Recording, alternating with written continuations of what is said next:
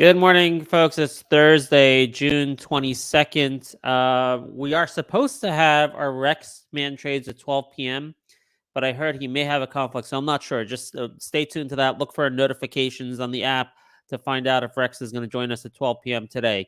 If not, it'll be rescheduled, and just stay, you'll get those notifications, and you'll see it in the VIP community section, in the video section, in the event section when we're going to be doing that. So today we got a few things to cover on a macro level. First of all, it looks like we're experiencing this pullback that we've been waiting for a long time.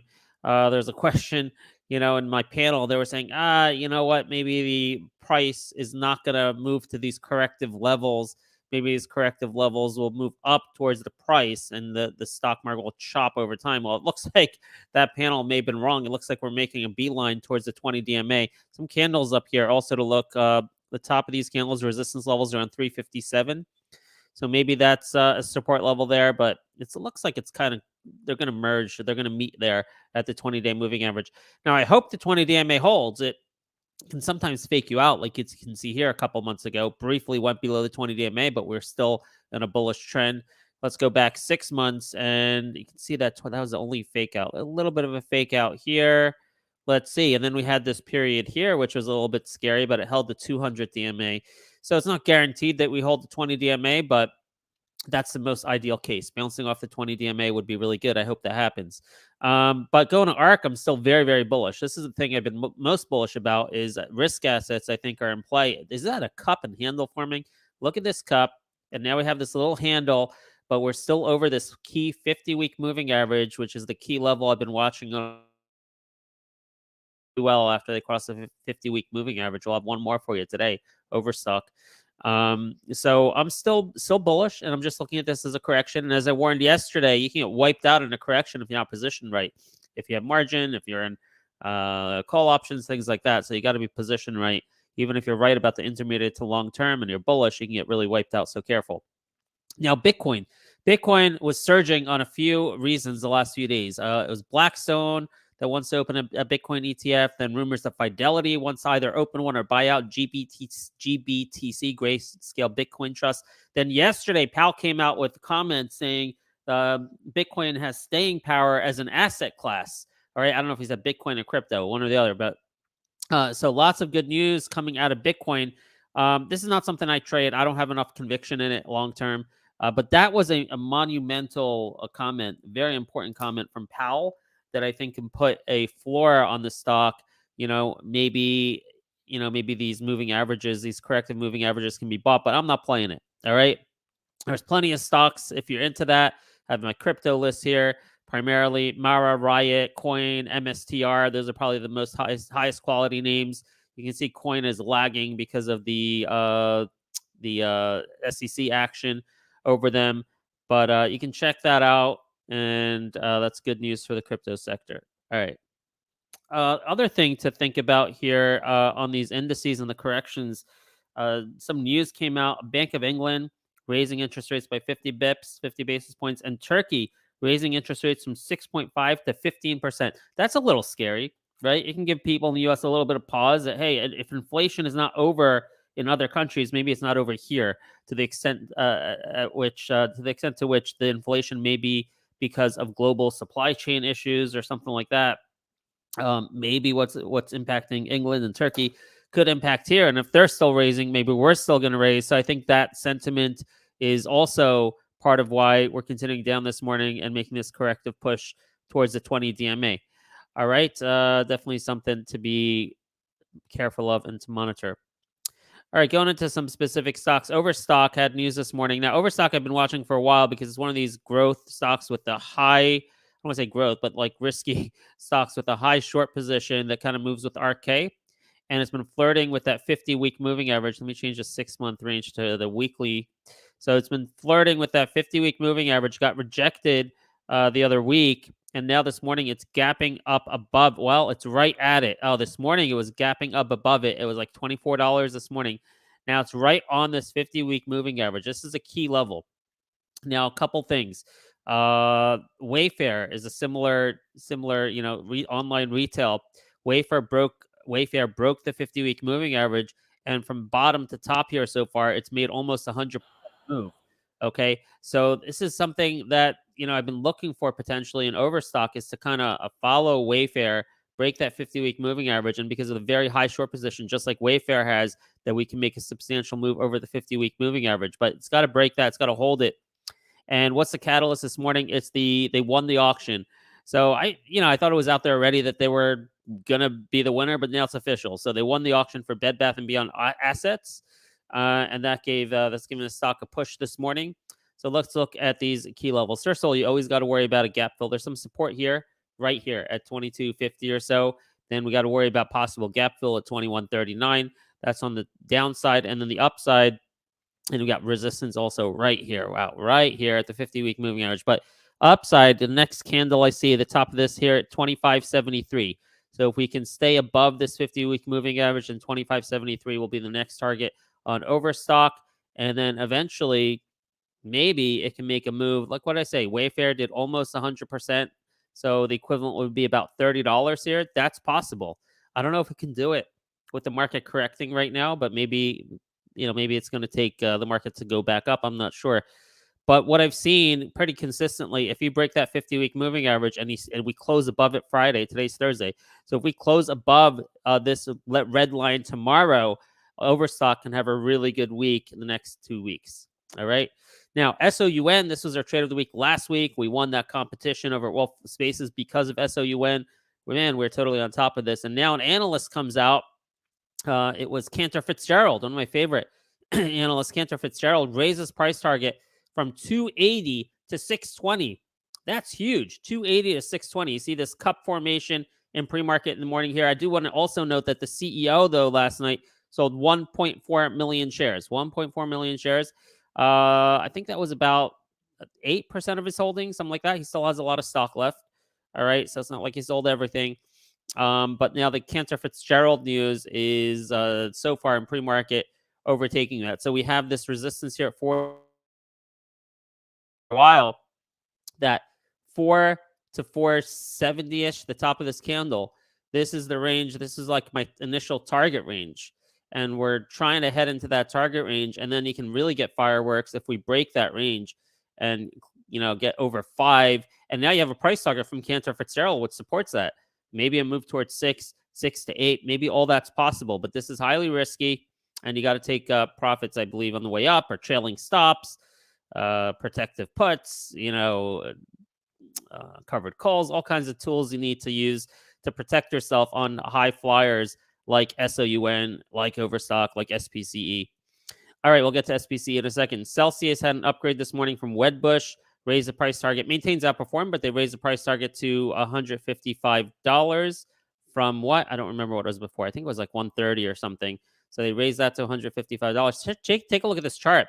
Approaching the 20 DMA. Look what happened last time it touched the 20 DMA. Boom. Could that happen again? Maybe. I'm just holding this in my long-term account. And then Tableau with a price target from B. Riley, $5 price target. Started at buy. This is that one with a big Yahoo deal. They're going to get another $1 billion in revenue next year from that. I don't love the chart over here. But if, with all that Yahoo revenue coming next year, it seems cheap, seems undervalued over here. And maybe with that price target, it might be good to tuck away long term. All right, SPCE, their launch. Oh, the chairman of the board passed away suddenly from illness. Just putting that out there. Richard Branson's still around, CEO's still around, so I'm not too worried. But in any case, they're launching towards the end of this month. I don't know the exact date. Got to find out when that is. But we can see a continued move higher, I believe, on SPCE. But this is risky again. What's the top of here? 640 to 660. The top of these candles. That's going to be a resistance level. Probably a strong resistance over there. If you can break that, you can make a move towards 8. And their support level is going to be right here at the 50-week moving average at around $5. That's SPCE. HTCR, watch this, man. I actually like this as a long-term hold after we interviewed the CEO and what's going on with the Japanese stock market and all these Japanese IPOs they're helping to bring on. Really starting to like the shape of this chart. Almost looks like a little bit of a cup trying to form. 20 DMA. It's trying to overtake that 20 DMA. So put this on high watch. If we can get over that 20 DMA, we can potentially make a move towards $2 on HTCR. There's also a little insider selling on that by the CEO, by the way, but very small compared to what he had, like a fraction of a percent. All right. Then we have, APRN. I interviewed the CFO, or I had a chat with the CFO yesterday, and I put a little event in the video. You can go into our app and check that out, into our archives, or you can just add APRN to your watch list, and you can see that in the calendar. Hit the calendar tab, and you can find the event where I give you a debrief on my conversation with the CFO. And I'm really bullish on this. And there's some fundamental data I pulled up. Let me pull it up on my desktop. In fact, you know what? Let me see if I can share my screen here. I normally don't do desktop, but this might be worthwhile. Let's go to this. Oops. Oh, does that work? Okay. Check this out. Can you see that clearly? I don't know if you can. Okay. Let me scroll up. That's all right. So let me move the banner. I think I got to move this banner. So let's try this. There. So this is the EV to revenue ratio, the purple one on Blue Apron. It's 0.06. I'm not sure I've ever seen an EV to revenue ratio that low. Their competitor, HelloFresh, is 0.4, which is like 7 times higher. So usually you get a very depressed EV to revenue ratio if there's heavy dilution risk, bankruptcy risk, things like that. If that's out of the way, right, and the whole thesis is it is with this deal with Fresh Realm, if that's out of the way, you could see the stock re-rate. See where it used to be back a couple years ago. What's the date on that? A year ago. Okay, you see where the EV to revenue ratio was closer with HelloFresh. So you can see this rebound back to there. And if it does, we're talking about a $30 to $36 stock price, and the stock's at $6 right now on Apron.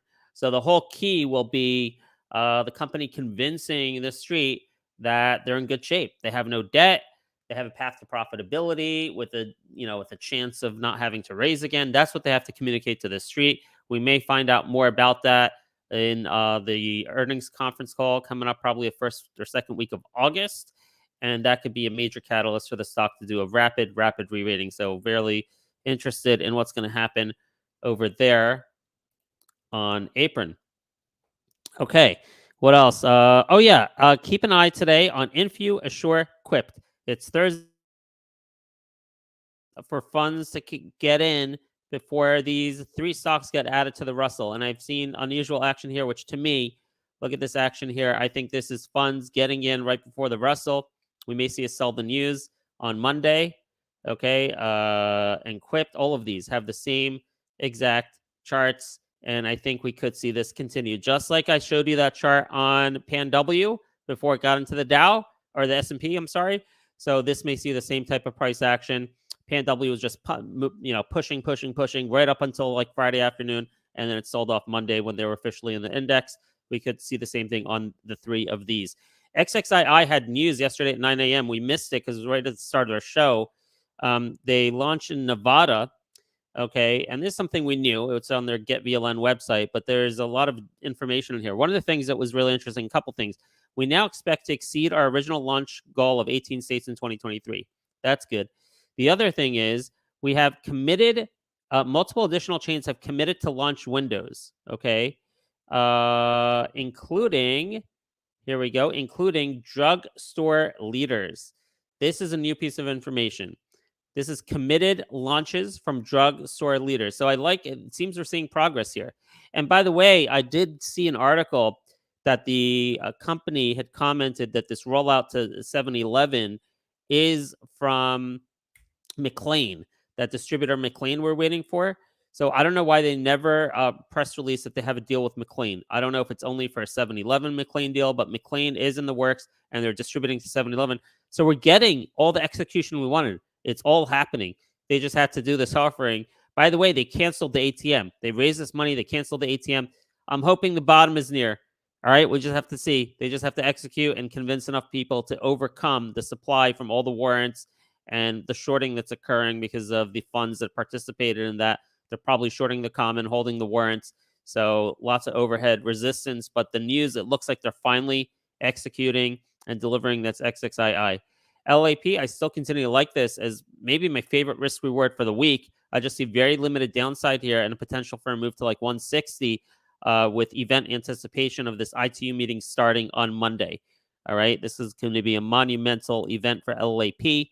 If project gets approved, you can see a multi-bag move over a number of weeks. So I think that warrants the stock to go up ahead of the event on LLAP. Be careful holding into the decision, which will come July 5th. But moving towards July 5th, I can see this moving towards $1.60. DocGo, we interviewed Chris Tuttle on this yesterday. You can check the archives out to see what he said on that. And had a nice move since they gave the guidance of $1 billion run rate for 2025. So that's nice and good. And we're watching. This is all on a watch list. Nothing really of note. I did want to know. I'm just waiting for the next piece of action to happen. It looks like things are moving fast. So I wouldn't be surprised to see some news of the activists getting the next thing they want, which is the former CEO being removed from the board. And that might cause the stock to break 150 and move higher. And you see with the QQQ correction, we're seeing Tesla, NVIDIA correcting. I think that's all I got. Let's see if there's any news here from 9 a.m. And let me just check if, let me just see here, if we missed anything, because we missed XXII yesterday morning. Let me actually get at 8:55. All right. So we have Lululemon. Ford Venture gets record $9.2 billion government loan for EV batteries. Wow. That's big. Ford Venture. Wow, the stock is down $9.2 billion. What am I? Ford Venture. Ford Motor Joint Venture is set to get a record $9.2 billion loan from the Department of Energy to finance battery plants in Tennessee and Kentucky, critical for the automakers push into electric vehicles. This Ford Motor Joint Venture, does Ford own it? Who's a joint venture with? Who actually gets the benefit of this? Does it flow to the parent company, Ford? That's my initial question. I don't know the answer to that, but that's a big number, $9.2 billion. That's worth looking into on Ford. All right, that's all the new stuff I have this morning. And Vegas is late. Is she going to come? Is there any questions? Let's see if anyone has any questions, if there's anything in the comments that we can look at while we wait for Vegas. And it looks like Vegas might be late. So we're going to have to call it here today. And we'll be back with Vegas probably tomorrow. Everyone have a great day. Thanks for joining us.